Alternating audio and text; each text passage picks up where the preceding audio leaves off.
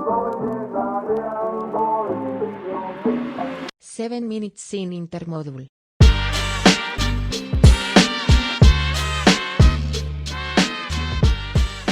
All right, welcome to the very first episode of 7 Minutes in Intermodal. And I had to have my buddy Josh Jongko on as the first guest. He's going to deep dive into what he's done, what he's doing currently as the CEO at Nobility. But we're very excited to get this going. We're going to discuss everything Intermodal in just 7 minutes, and we'll start from there. So, Josh, thanks for being the first one. No pressure, like you said. Thanks for having me on. I'm excited to see where this podcast is to go. I'm really appreciative of you having me on. Yeah, of course. And like I said, I had to bring you on first. I always give you some tests there. Well, I got great. But I at least had to get the first shot, right? no, of course.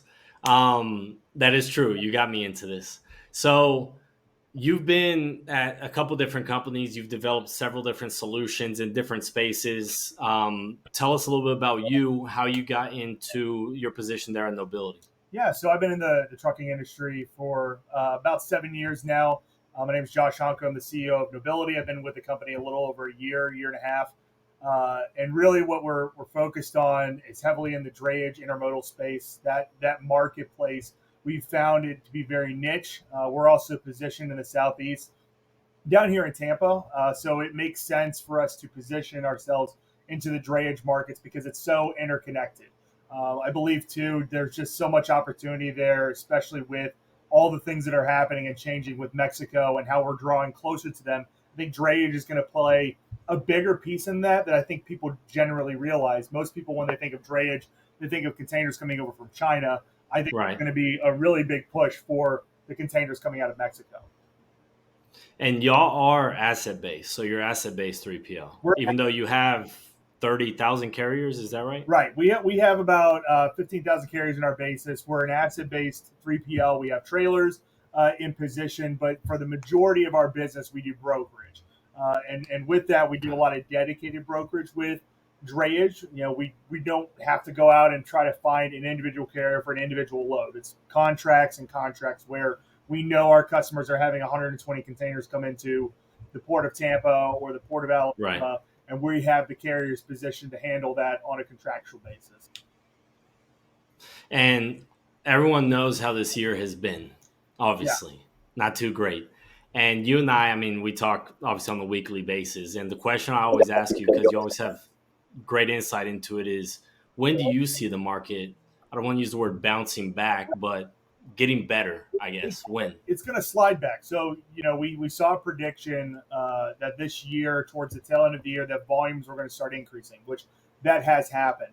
The issue is it hasn't impacted rates as greatly as it needed to because there's so many carriers that have entered the space. So capacity has overrun the volume. Now, where that's going to start to fall off is all the carriers that entered during 2021 and 2022, they have ballooned commercial payments. The equipment they bought was way overpriced.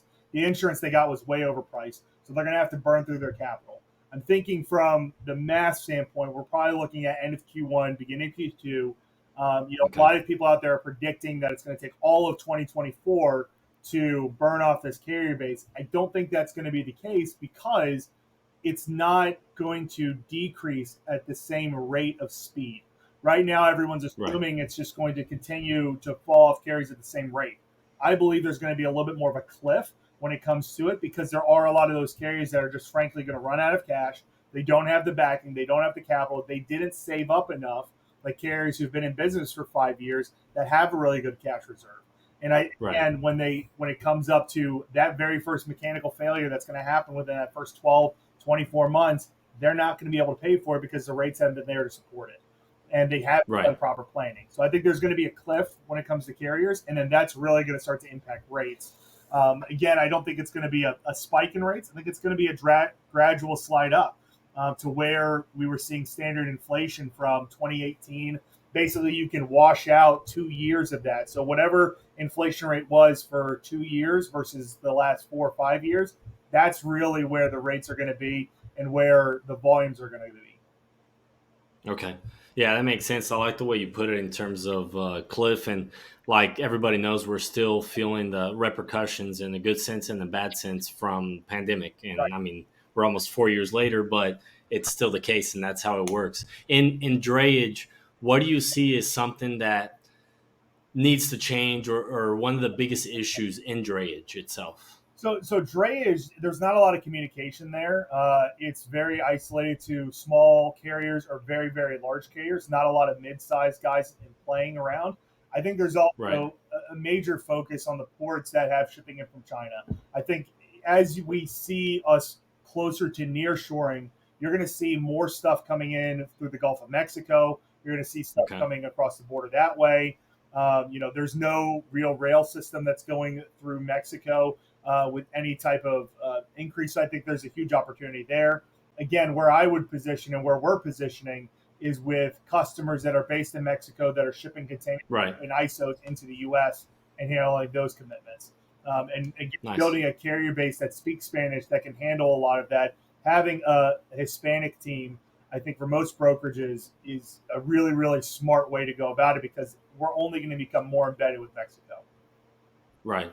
Well, if you get anybody moving tequila and you need somebody to sample, definitely just I'll route give me a little call. I through the port can. of Miami for you. I'll route them through the port of There you go.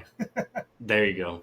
And if just to wrap up here, if you were to leave one thing with the intermodal industry about Nobility Logistics, what is it? We'll handle anything. We'll tackle any problem. When it comes to drayage, we do oversized, refrigerated. The weirder the container, the better for us. We have carriers that are compliant to handle even TSA or any other type of bond transfers.